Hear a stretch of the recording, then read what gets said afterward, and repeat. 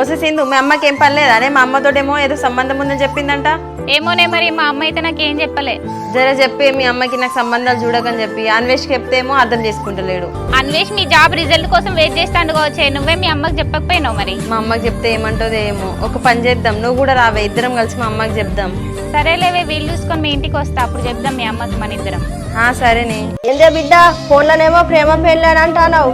ఏం లేదమ్మా, మా ఫ్రెండ్ ఒకటి లవ్ మ్యారేజ్ చేసుకున్నదంట, దాని గురించి మాట్లాడుతున్నాం. వాళ్ళలో మనకేంది బిడ్డ, నువ్వైతే ఇట్లాంటి కథల వాడకే, మన పరువు తీయకు. సర్లే అమ్మా, నువ్వు ఇంట్లో పో. హలో, మీ డాడీ ఏమో పొలం కాడు ఉన్నాడు, నువ్వేమో ఇంట్లో ఒక్కదానివే ఉంటావు, నాకు ఎందుకు ఫోన్ చేయలే? సంతు ప్లీజ్, ఇప్పటికే నా వల్ల కావట్లేదు, అర్థం చేసుకో, నాకు ఫోన్లు చేకిగా నువ్వు. ఏందే నీతో ఏమైనా జోకులు చేస్తాను అనుకుంటున్నా? వానే ఇప్పుడే పెట్టాలా మన ఊర్లో గ్రూప్లల్లా? పెట్టలా సంతు ప్లీజ్ ప్లీజ్ వద్దు, ఏం పెట్టకట్లా. మొన్న నీ పేరు రాసి చనిపోతా అని చెప్పి నన్ను బెదిరించినావు కాదే, ఏమైంది మరి చనిపోలే? అంటే బెదిరితా అనుకున్నావా? ప్లీజ్ సంతు, మా నాన్న గురించి మా ఫ్యామిలీ గురించి ఆలోచిస్తే నాకేం అర్థం కావట్లేదు. నీకేం కావాలంటే తెచ్చిస్తా, ప్లీజ్ నా ఫోటోలను డిలీట్ చేయి. లేదే, ఇక నేను చెప్పేది నువ్వు ఎల్లుండి మీ నాన్న నాటెత్తాను కదా, ఇంట్లో ఒక్కదానివే ఉంటావు, అప్పుడు ఫోన్ చేయకుంటే ఇప్పుడు ఫోటోలే, నెక్స్ట్ వీడియోలే వస్తాయి. ఇక ఏం మాట్లాడుతున్నావు సంతు నువ్వు? అసలు ఎందుకు ఎట్లా చేస్తున్నావు? ఎందుకు ఇట్లా బాధ పెడుతున్నావు నన్ను?